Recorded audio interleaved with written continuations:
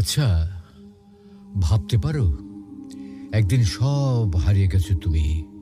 বন্ধু নেই, টাকা নেই, চাকরি নেই, কেউ পাশে নেই।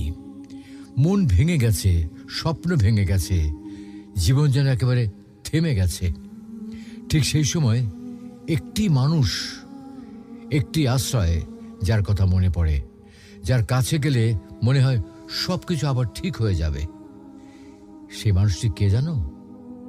সে মানুষটা তোমার বাবা। তুমি হয়তো কিছুই বলো না, শুধু গিয়ে তার পাশে চুপ করে বসো। আর তিনি হয়তো কিছু না বলেই মাথায় হাত বুলিয়ে দেন। ব্যাস, কেমন যেন হঠাৎ মনে হয়, না, আমি আবার শুরু করতে পারবো।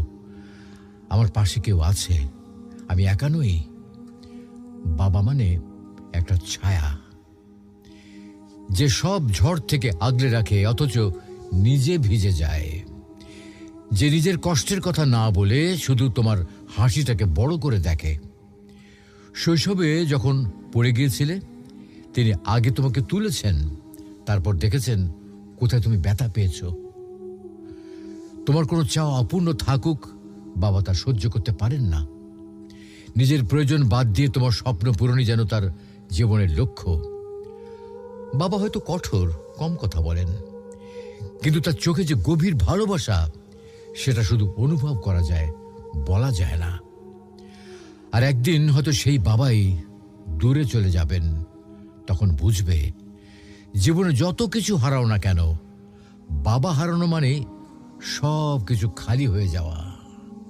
তাই যতদিন পাশে আছেন, যতদিন জীবিত আছেন, ততদিন বারবার ফিরে যাও সেই আশ্রয়ে, যেখানে গেলে ভেঙে যাওয়া হৃদয় জোড়া লাগে, হারিয়ে ফেলা সাহস ফিরে আসে, আর ভেতরে জন্ম নেয় একটা নতুন বিশ্বাস।